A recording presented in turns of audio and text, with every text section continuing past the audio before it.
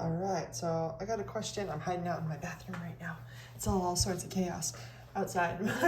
It says, what is there is a lot more to this question. I'm sorry, I don't have the exact one, but essentially what is the wavelength required to break a bond with a strength of 384 kilojoules per mole?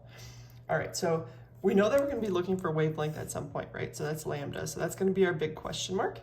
And we have this big old number of 384 kilojoules per mole. Now we know when we have like a flash of light that that's going to be in kilojoules, but this is kilojoules per mole. And what that tells us is that you have this many kilojoules for a mole of those bonds. But we don't want a mole of those bonds. It asks us to break just one of those bonds, a single bond. So the first step is going to take that 384 kilojoules, which we know would be 384,000 joules. Remember, kilo is 10 to the third. And we want to divide that number, that's joules per mole, by a mole, 6.022, times 10 to the 23rd. The reason we do that again is because this is the amount of joules per mole, and we want to figure out how much it is per single bond. So by dividing by that number, that will tell us the amount of joules per a single bond. And that's 6.3766 times 10 to the negative 19 joules. And now we should kind of recognize this number because a lot of the stuff that we do is 10 to the negative 18, 10 to the negative 19, 10 to the negative 20 in terms of joules. All right, so that's the amount of energy we need to break a single bond. Now we just need to find out how that energy and wavelength relate. Remember our equation is delta E equals h nu equals hc over lambda equals negative 2.18 times 10 to the negative 18 joules times 1 over n final squared minus 1 over n initial squared. All right, so this energy that we got here is the amount of energy a photon would need to have. And now we're just solving for the portion with wavelength. So we have delta E equals hc over lambda.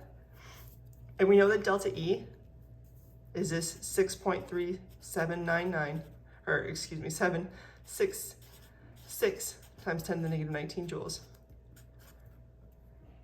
And we'll set that equal to hc over lambda, 6.626 times 10 to the negative 34 times, and that would be joules times seconds, times 3.00 times 10 to the 8 meters per second, all over lambda. So I just plugged and chugged, that went there, that went there, that went there, and that's our question mark, okay?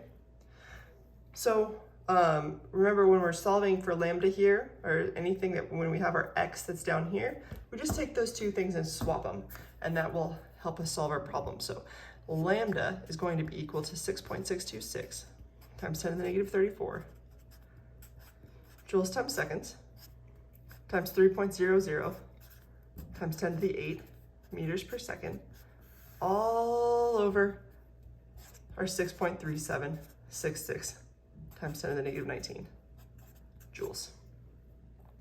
Joules cancel, seconds cancel, we're left with meters. We get our answer in meters, and it's 3.177